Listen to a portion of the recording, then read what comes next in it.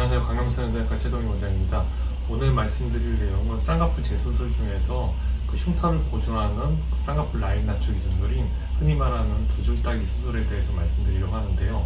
예전에도 한번 여러 번 말씀드렸는데 자세한 부분은 오른쪽 우측 상단에 있는 영상을 한번 참조해 주시기 바랍니다. 오늘 말씀드릴 내용은 그 수술을 한 다음 흉터에 대해서 말씀드리려고 하는데 간혹 수술 후에 위에 부분에 단차가 생겼다고 오해하시는 분들이 생기는데 그것에 대한 오해를 풀어드리기 위해서 오늘 영상을 한번 준비해 보았습니다. 네, 한번 시작해 볼까요? 먼저 두 줄 따기를 하는 이유에 대해 설명드리겠습니다. 두 줄 따기는 기존 수술의 흉터를 절제하지 않으면서 쌍꺼풀 높이를 낮추는 방법인데요. 피부 여유분이 부족한 경우에 하게 됩니다. 기존 수술의 흉터를 잘라내면 피부가 없어지게 되고 그럼 피부가 부족해지기 때문에 흉터라도 이용해야 하는 경우에 두 줄 따기를 하게 됩니다.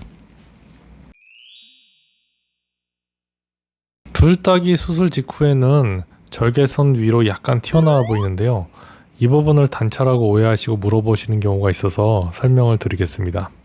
이분들은 다른 병원에서 두 줄 따기 수술을 하고 나서 유착이 발생해서 겹주름이 생긴 환자들입니다. 눈을 뜰 때 보면 기존 흉터로 라인이 잡혀서 겹주름이 발생하였고 조기 교정을 통해서 겹주름을 교정해 드렸습니다. 이런 것을 예방하기 위해 절개선 위에 여러 가지 장치를 만들어서 겹주름을 발생하지 않게 합니다. 이것은 겹주름을 막기 위한 장치인데요. 이 방법은 널리 통용되는 방법이고 교과서에도 실려있는 내용으로 저 혼자 하는 특이한 방법은 아닙니다. 이것을 예방해야 하기 때문에 보시는 사진과 같이 두 줄 따기 수술 직후에는 절개선 위로 약간 튀어나와 보이는데요. 이 부분은 시간이 지날수록 좋아지는 부분입니다. 이것은 겹주름을 막기 위한 장치이고 이것을 없애려면 잘라내는 수밖에 없는데 그러면 쌍꺼풀 라인이 거의 낮아지지 않을 수도 있겠죠. 이 두 줄 따기란 수술은 피부가 부족하기 때문에 하는 수술이라서 이 부분을 잘라낼 수 없습니다.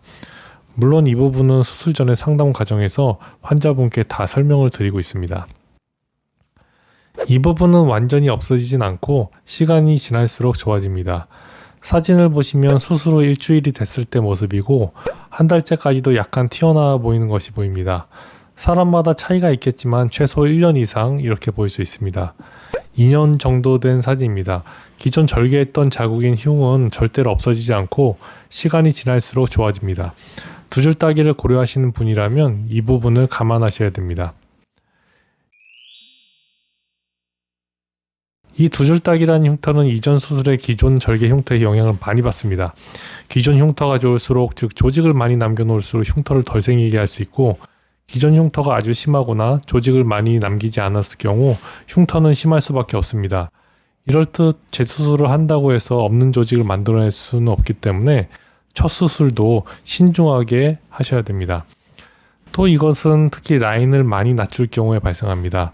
예를 들어서 첫 수술한 남자의 경우에도 쌍꺼풀 낮게 잡은 경우 다음과 같이 접혀 보이는 부분이 보입니다. 선천적으로 쌍꺼풀이 속쌍꺼풀처럼 속에 덮여 있는 분이거나 또는 원래 쌍꺼풀이 있으셨던 분 중에 시간이 지나면서 피부가 처진 분도 이렇게 보이게 됩니다. 네, 잘 들어보셨나요? 이제 오해가 조금 풀리셨는지는 모르겠는데 환자분 상태에 따라서 내용이 좀 많이 달라지고 수술 방법이 좀 달라지기 때문에요. 시간 되실 때 꼭 한번 방문해 주셨으면 좋겠습니다. 구독과 좋아요, 알림 설정 부탁드리고요. 다음에 또 뵙도록 하겠습니다. 감사합니다.